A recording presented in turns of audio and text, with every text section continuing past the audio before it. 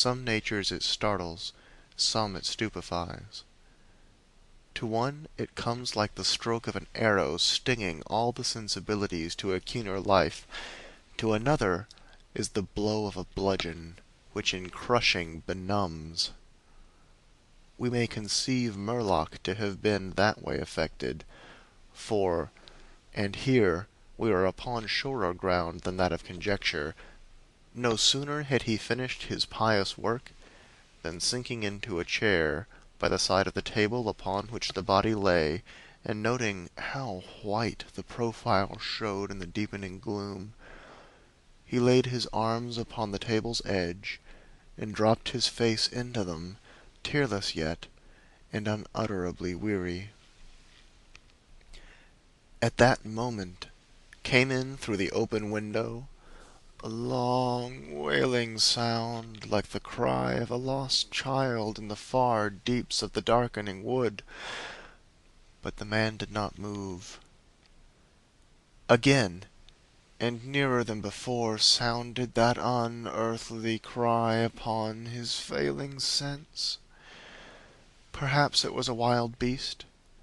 Perhaps it was a dream, for Murlock was asleep. Some hours later, as it afterward appeared, this unfaithful watcher awoke, and lifting his head from his arms, intently listened, he knew not why. There in the black darkness by the side of the dead, recalling all without a shock, he strained his eyes to see he knew not what. His senses were all alert, his breath was suspended, his blood had stilled its tides as if to assist the silence. What had waked him, and where was it? Suddenly the table shook beneath his arms, and at the same moment he heard, or fancied that he heard, a light, soft step. Another. Sounds of bare feet upon the floor. He was terrified beyond the power to cry out or move. Perforce he waited there in the darkness, through seeming centuries of such dread as one may know, yet live to tell. He tried vainly to speak the dead woman's name, vainly to stretch forth his hand across the table to learn if she were there.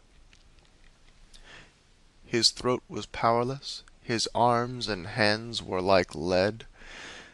Then occurred something most frightful.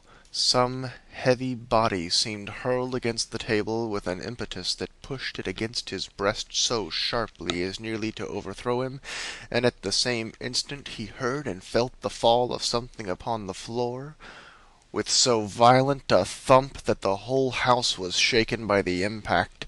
A scuffling ensued, and a confusion of sounds impossible to describe. Murlock had risen to his feet.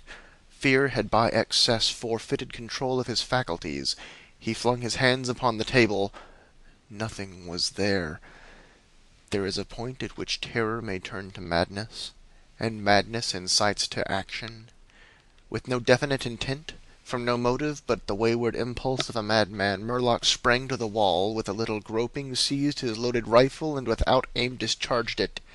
By the flash which lit up the room with a vivid illumination, he saw an enormous panther dragging the dead woman toward the window, its teeth fixed in her throat.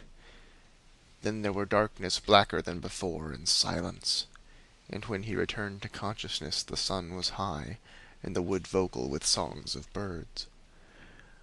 The body lay near the window, where the beast had left it when frightened away by the flash and report of the rifle. The clothing was deranged, the long hair in disorder, the limbs lay anyhow. From the throat, dreadfully lacerated, had issued a pool of blood not yet entirely coagulated. The ribbon with which he had bound the wrists was broken. The hands were tightly clenched. Between the teeth was a fragment of the animal's ear. End of the boarded window. Recording by Joseph Langley, Alexandria, Virginia, October 2008.